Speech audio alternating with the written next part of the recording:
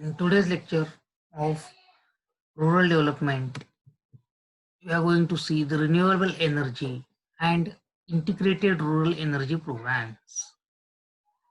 Renewable energy बद्दल आज आपण थोडीशी विस्तृत चर्चा करणार आहोत.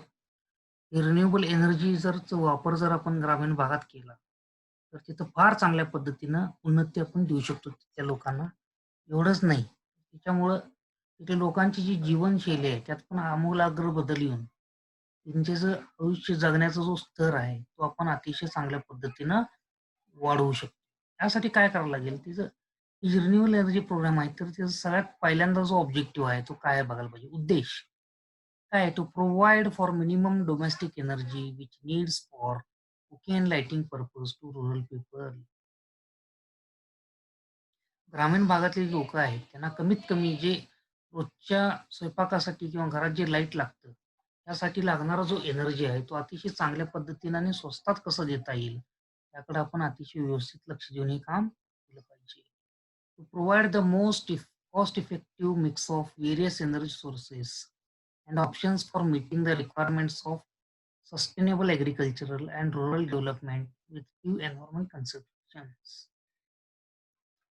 अगदी स्वस्तात लोक जे एनर्जी सोर्स आहे त्याचा पुरेपूर वापर करून कायमस्वरूपी जे शेतीसाठी उपयोगी पडेल अशा पद्धतीनं ही ज्या गोष्टी आहेत, हे आपण इथं द्यायचा प्रयत्न करणार आहोत आणि एवढंच नव्हे, ते कायमस्वरूपी राहतील. सस्टेन्ड म्हणजे काय? कायमस्वरूपी राहतील आणि जे आपले ग्रामीण भाग आहेत त्यांच्या विकसनशील करण्यात किंवा त्यांचा विकास करण्यात जे उपयोगी होतील अशा गोष्टींचा आपण इथं चांगल्या पद्धतीनं नैसर्गिकरित्या विचार करणार आहोत. Third objective is to ensure the participation of people in the planning and implementations of IREP plans and projects through the involvements of panchayat, NGOs and other institutions at micro level. अतिशय सूक्ष्म लेवलला जाऊन तिथली लोक, NGOs ही जे आहेत, ते पंचायत सदस्य आहेत, सगळ्या लोकांचा त्यात भरपूर प्रमाणात तिथं इन्व्हॉल्वमेंट असणं गरजेचं आहे. जोपर्यंत ही लोकं इन्व्हॉल्व होणार नाहीत, त्यात तोपर्यंत आपण फार चांगल्या पद्धतीने इम्प्लिमेंट करणं अवघड आहे.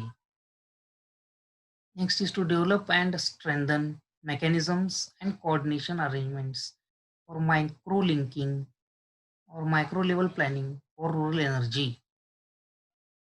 ही जी गोष्ट आहे, याला आपण ताकद देण्याची गरज आहे, याला साथ देण्याची गरज आहे. कसं आहे, असं एक मेकॅनिझम दिलं पाहिजे, ज्याच्यामुळं त्यांच्यात कोऑर्डिनेशन फार चांगलं होईल. मायक्रो लेव्हलपर्यंत अतिशय खालच्या थरापर्यंत जाऊन हे काम केलं पाहिजे ग्रामीण भागात.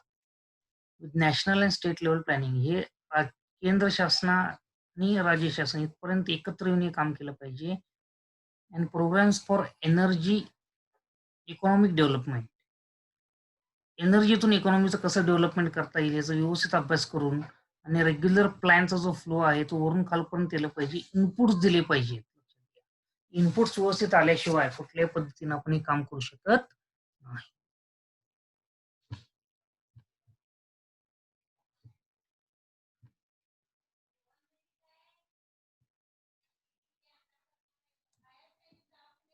Now the key elements of this are: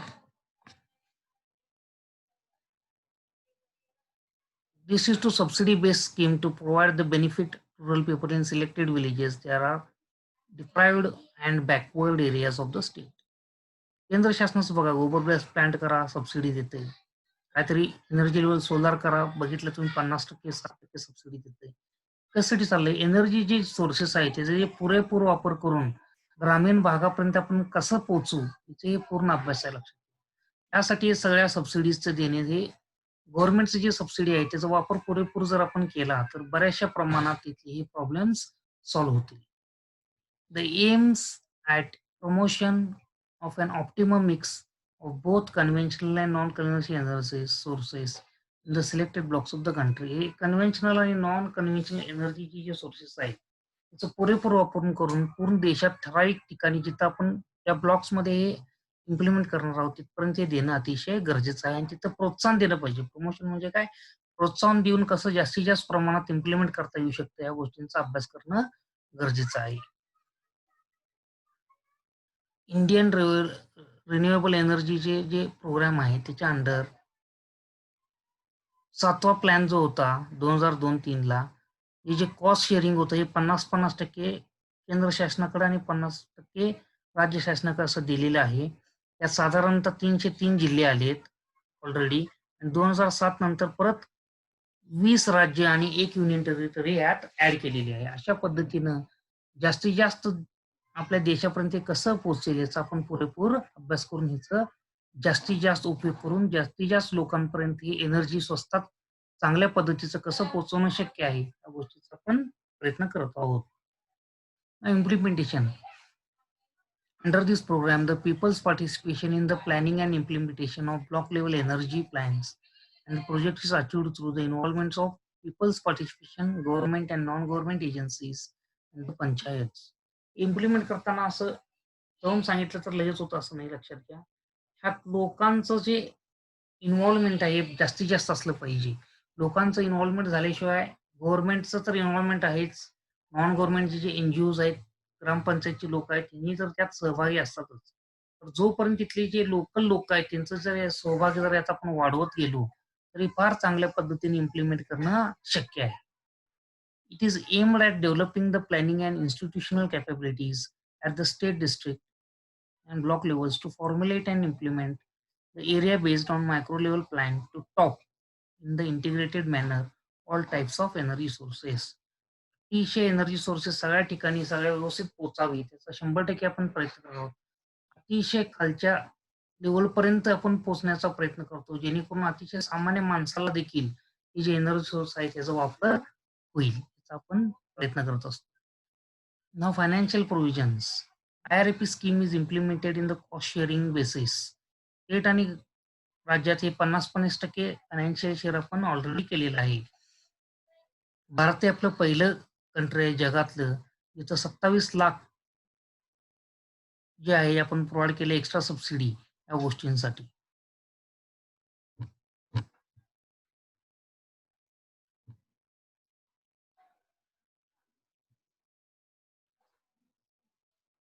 आता sources of renewable energy. Renewable एनर्जीचे जे सोर्सेस आहेत त्यात कुठले कुठले येतात? तर पहिल्यांदा पहा, रिन्युएबल इलेक्ट्रिसिटी जनरेशन, लाईट. त्यानंतर हायड्रो इलेक्ट्रिक पॉवर म्हणजे आपले जे पाण्याचे वापर करून चांगल्या पद्धतीने आपण लाईट तयार करतो, ते मोठे असू शकतात, लहान असू शकतात. शक्यतो लहानचाच तिथं उल्लेख रिन्युएबलमध्ये लहान येतात. त्यानंतर विंड पॉवर, जे पवनचक्की आहेत त्याचा आपण पॉवर करू शकतो. सोलर पॉवर तुम्हाला माहीतच आहे. सूर्यप्रकाशाचा वापर करून आपण पॉवर तयार करू शकतो. बायोमास, बायोफ्युल या सगळ्या गोष्टी आहेत. वेस्ट एनर्जीतनं पण आपण बघू शकतो. त्यातलं सगळ्यात पहिल्यांदा आपण बघणार आहोत वर्किंग ऑफ गोबर गॅस प्लांट. गोबर गॅस प्लांट आहे त्याचं वर्किंग कुठल्या पद्धतीने होतं याचा आपण आता इथं अभ्यास करणार आहोत. In nature, when a plant or animal dies, its body disintegrates into the soil as organic matter. Due to decaying process, certain type of bacteria are responsible for decaying. When organic matter decays without oxygen or inflammable gas is produced, which is called as biogas. ज्यावेळेस कुठलंही झाडापाला म्हणा किंवा कुठलंही जनावर मरतं, त्याचं कुजण्याची प्रक्रिया सुरुवात होते. आणि ती कुजण्याच्या प्रक्रियेमध्ये बॅक्टेरिया हे सहाय्य करतात, लक्षात ठेवा. बॅक्टेरिया सहाय्य करत असताना जर ऑक्सिजनच्या ॲब्सेन्समध्ये जर हे डिकेइंग प्रोसेस झालं, त्यातनं एक गॅस तयार होतो जो पेटू शकतो. त्याला आपण बायोगॅस असं म्हणतो. Biogas mostly contain methane. बायोगॅसमध्ये 50 ते 70% मिथेन आहे, 30 ते 40% कार्बन डायऑक्साईड आहे आणि हायड्रोजन सल्फाईड पण आहे. आणि अतिशय प्रमाणात बाकीच्या गोष्टी ज्या आहेत ते मिळून येतात, हायड्रोजन सारखे म्हणा गोष्टी. Biogas generated is nature escapes. बाहेर एस्केप होतं, त्याला आपण कॅप्चर करून जर युटिलाइज केलं तर त्याला आपण बायोगॅस असं म्हणतो. 1951 साली सगळ्यात पहिल्यांदा इथं बायोगॅसचा लक्षात आलं लोकांना आणि त्याचा वापर सुरुवात झाली.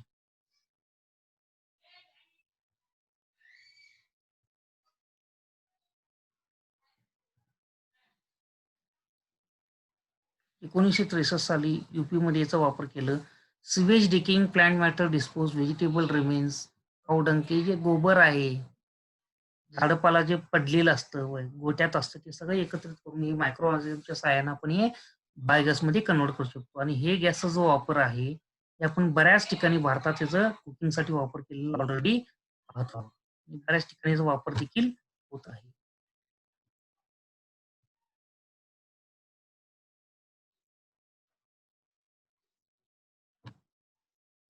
नॉन कन्व्हेन्शनल एनर्जी सोर्स त्यातच गोबर गॅस आणि बायोगॅस प्लांटचा पण यूज बघणार आहोत. गोबर गॅस प्लांट म्हणजेच बायोगॅस प्लांट. तर त्याचे जे पॉइंट्स आहेत ते आपण थोडंफार डिस्कस करत जाऊया. Gobar gas plant is a type of composting plant and in this gobar gas plant is produced from solid waste which is biodegradable. हे अशा पद्धतीचं एक प्लांट आहे. प्लांट म्हणजे खूप खोली बांधून संडास वगैरे जोडलेलं असतं. गोठ्यातले सगळे शेण वगैरे त्यात घालत असतात. अशा पद्धतीचं एक चौकोन टँक तयार करून तिथं आपण गोबर गॅसचे जे इन्ग्रेडियंट्स आहेत म्हणजे आपले शेण असेल, सिवेज असेल, झाडापाल्याचे राहिलेलं गोठ्यातलं भाग असेल, तिथं आपण टाकतो आणि त्याला कुजवतो. ठीक आहे. जे कुजतात त्याला आपण बायोडिग्रेडेबल असं म्हणतो. अशा ज्या गोष्टी एकत्र करायचं हे काम आहे. Mixture of gases is produced by the breakdown of organic matter in the absence of oxygen. गॅसचे भरपूर प्रमाणात मिक्सचर तयार होतं. जे ऑक्सिजनच्या ॲब्सेन्समध्ये जे गॅस तयार होतं, जे बॅक्टेरिया तयार करतात त्याला आपण बायोगॅस असं म्हणतो. It is produced from raw materials such as agricultural waste, manure, municipal waste, cow dung, sewage, green waste, food waste, etc. हे जर कशातून तयार होत असेल तर हे ॲग्रिकल्चरलचं जे वेस्ट आहे म्हणजे शेतीतलं जे वेस्ट बाहेर निघतं त्यातनं, म्युनिसिपल कॉर्पोरेशनमध्ये भाजी मार्केटमध्ये जे वगैरे जे कचरा शिल्लक राहिलेला असतं ते पण आपण यूज करू शकतो. सिवेजचा वापर चांगल्या पद्धतीने आपण करू शकतो. ग्रीन वेस्ट जे असं बाहेर पडलेलं असतं ते आणि रेस्टॉरंट्समधनं वगैरे जे फूडचं वेस्ट निघतं त्यातनं पण हे बायोडिग्रेडेबल पार्ट्स भरपूर प्रमाणात मिळतात. ज्यातनं आपण चांगल्या पद्धतीनं बायोगॅस तयार करून त्या ग्रामीण भागातल्या लोकांना फार चांगलं गॅस देऊ शकतो. Gobar gas is used as fuel, sludge digester is used as fertiliser. हे बघा गोबर गॅस प्लांट जर आपण इन्स्टॉल केलं तर यात 2 पद्धतीनं आपला अतिशय चांगला फायदा होतो. एक तर त्यातनं जे गॅस तयार झालंय त्याचा आपण फ्युएल म्हणून यूज करू शकतो आणि जे ते खाली डायजेस्टेड मटेरियल झालं अगदी कमी प्रमाणात शिल्लक राहतं, ते बाहेर यूज काढून त्याला आपण अतिशय चांगल्या पद्धतीचं जे खत आहे, खत यातनं तयार होतं लक्षात ठेवा आणि ते खत आपण आपल्या शेतीसाठी चांगलं पीकचं उत्पादन घेण्यासाठी फार चांगल्या पद्धतीने याचा उपयोग होऊ शकतो. Gobar gas is renewable source of energy. गोबर गॅस जे आहे हे रिन्युएबल सोर्स आहे एनर्जीचा. त्यात मिथेन आणि कार्बन डायऑक्साईड मिथेन जास्त प्रमाणात असतं आणि कार्बन डायऑक्साईड थोड्या कमी प्रमाणात असतं. हे जे गॅस आहे याला आपण फ्युएल म्हणून यूज करतो ऑक्सिजनच्या सोबत. It is used for cooking in rural and houses. हे ग्रामीण भाग जे आहे इथं फार जास्त लोकं जे आहेत ते स्वयंपाकासाठी वापर करू शकतात. त्या गोबर गॅस प्लांटचा उपयोग करून आपण फार चांगल्या पद्धतीने इलेक्ट्रिसिटी पण जनरेट करू शकतो. लक्षात ठेवा.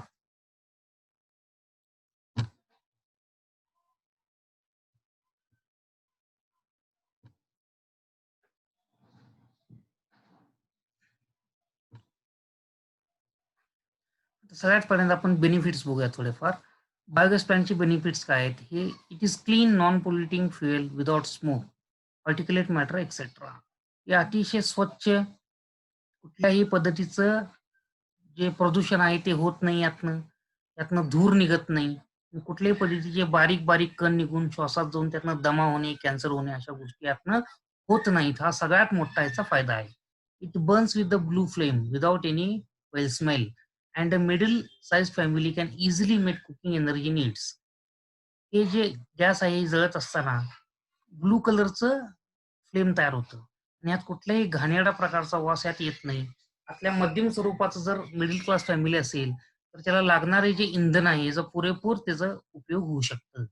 It can be generated from everyday human and animal waste, vegetables and agriculture leftover. एका घरातले जे शिल्लक राहतात गोष्टी, अ, शिळं अन्न, जनावरांचं शेण म्हणा आणि खाल्लेला पालापाचोळ्याच्या शिल्लक गोष्टी, शेतीतली काही ठराविक गोष्टी जे मागं राहिलेल्या असतात, ते आम्ही जर टाकलं तर आपल्या जे गरजा आहेत गॅसच्या किंवा आपल्या इंधनाच्या गरजा यातनं 100% पूर्ण होऊ शकतात.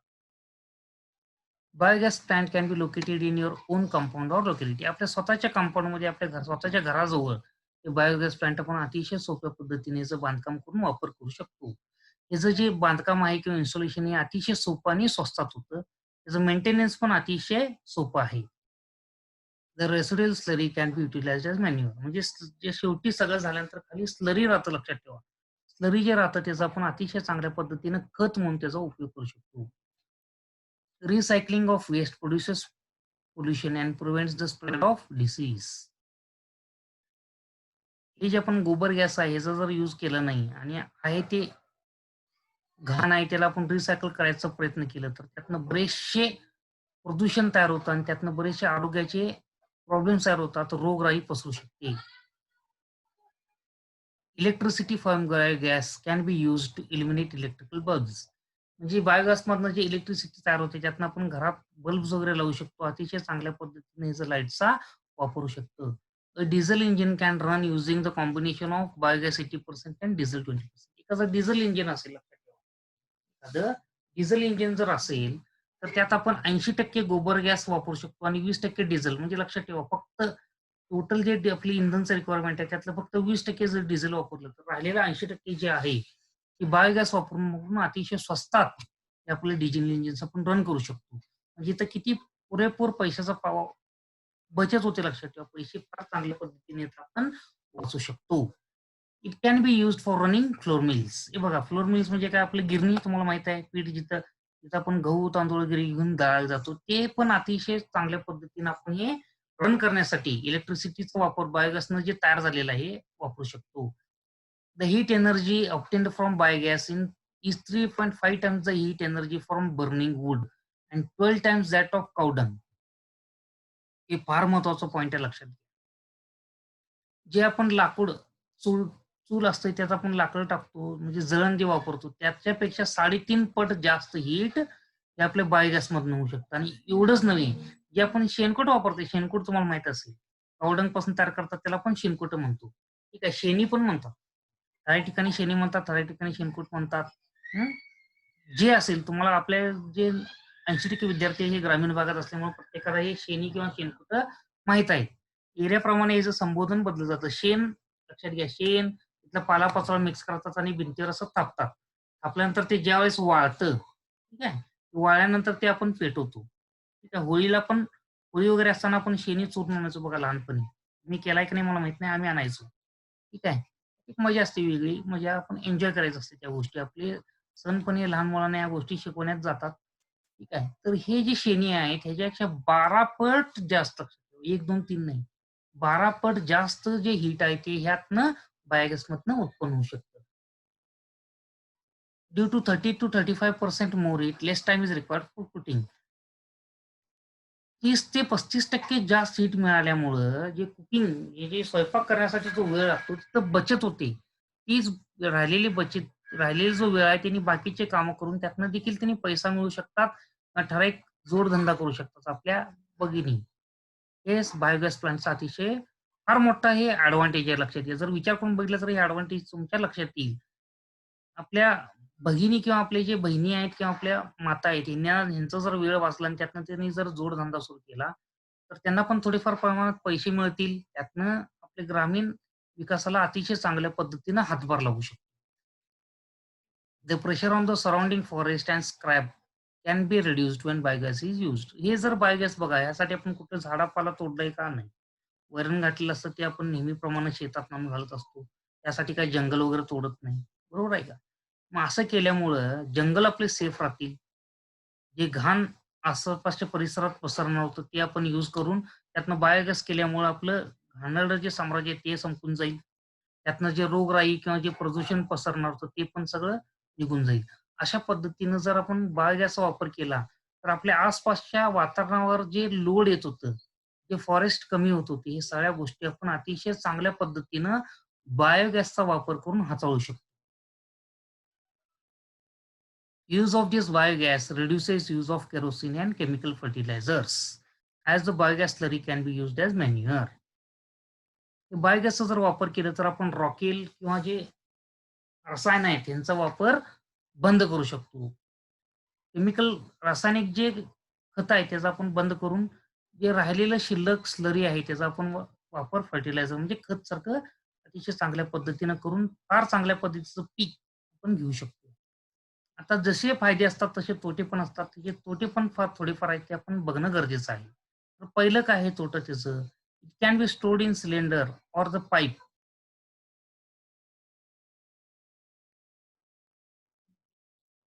हे सिलेंडरमध्ये आपण स्टोअर करू शकतो किंवा पाईपमध्ये लाँग डिस्टन्सपर्यंत करू शकतो. खरं हे स्टोअर करण्यासाठी वेगळे सिलेंडर्सची आवश्यकता असते, हे एक सगळ्यात महत्त्वाचं आहे. आणि कंटिन्युअस सप्लाय दिलं पाहिजे. स्लरीची जी आहे, जे झाडापाला आहे किंवा पाचोळा आहे, शेण आहे, त्याचं कंटिन्युअस सप्लाय असणं अतिशय गरजेचं आहे. हे जर सप्लाय थांबलं तर तुमचं गॅसचं जे प्रोडक्शन आहे, ते 100% थांबतं लक्षात घ्या.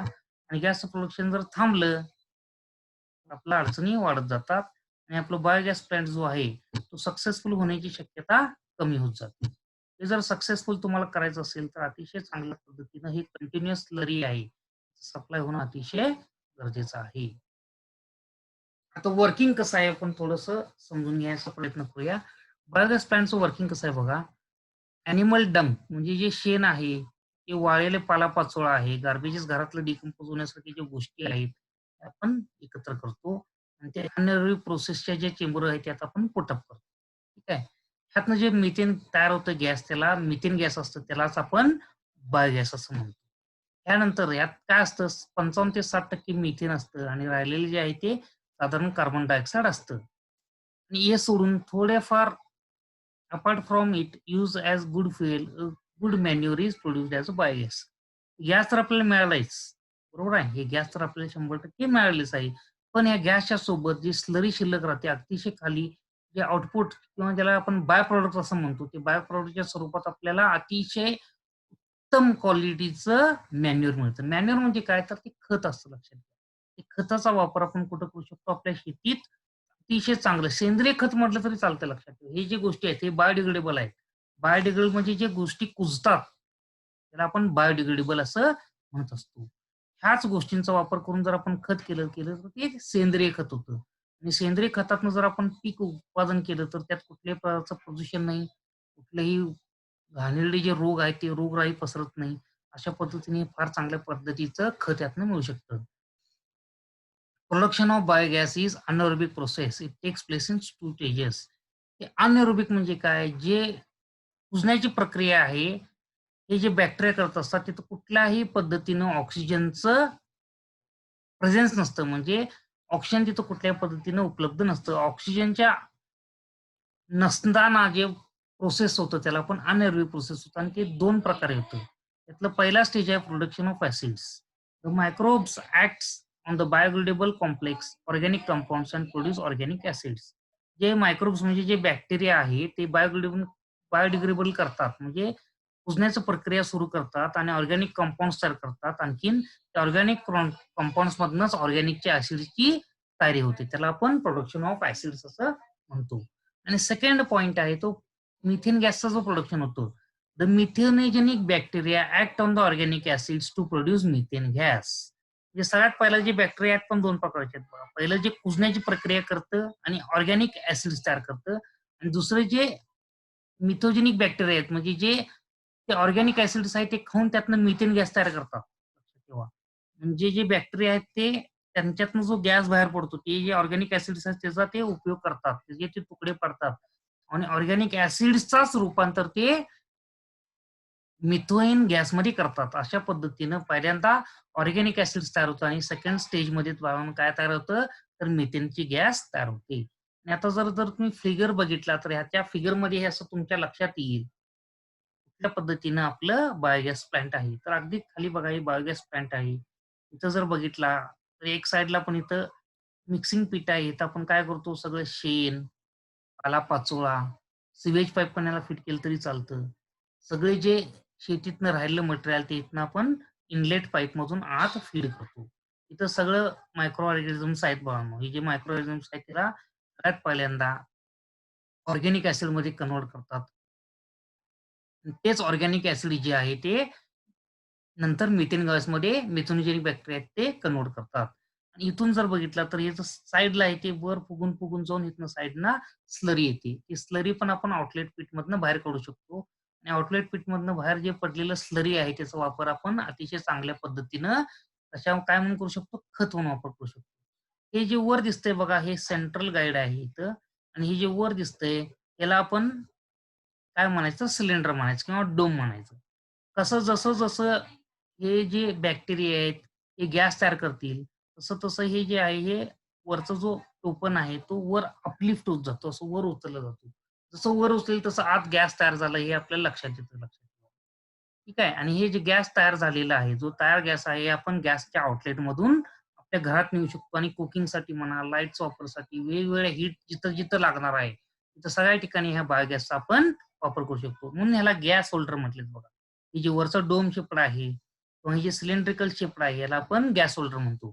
आणि जर बघितलं तर CH3COOH जे एकूण काव डंक आहे किंवा हे सगळं जे स्लरी आहे, जे फीडिंग आपण केलेलं आहे या इनलेट पाईपमधून, त्याला CH3COOH म्हणायचं. ह्याचं ज्यावेळेस ब्रेकडाउन करतात बॅक्टेरिया, तर त्यात कशात ब्रेकडाउन होतो? पहिल्यांदा ऑर्गॅनिक ॲसिडमध्ये होतं आणि त्याच ऑर्गॅनिक ॲसिडचं मिथोजेनिक जे बॅक्टेरिया आहेत, ते कन्व्हर्जन करतात मिथेन गॅस आणि कार्बन डायऑक्साईडमध्ये. अशा पद्धतीनं आपण आज गोबर ग्लास पॅनचा थोडंसं डिटेलमध्ये अभ्यास केलेला आहे. आता तुम्हाला जे दाखवलं हे लक्षपूर्वक बघा.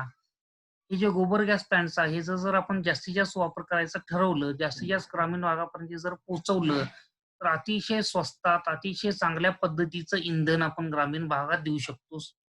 पहिली गोष्ट आणि दुसरी गोष्ट अशी, की तिथलं पर्यावरण जे आहे, तिथलं जे शेण आहे, जे उकिरडे आहे, त्याचं जे आपण टक्केवारी आहे, हे कमी करू शकतो. याचं रूपांतर आपण जर जे उकिरडे आहे, त्याचं रूपांतर आपण जर बायोगॅसमध्ये केलं, तर एक तर तुमच्या तिथल्या जे इंधनची गरजा आहे, ते इंधनची गरजा भागवेल अतिशय स्वस्तात आणि दुसरी गोष्ट असं आहे, ह्यातनं जे स्लरी बाहेर निघेल, त्यातनं जे स्लरी बाहेर निघेल, त्या स्लरीचा उपयोग आपण अतिशय चांगल्या पद्धतीनं सेंद्रिय खत म्हणून पण याचा वापर करू शकतो. So will stop here today. Thank you very much.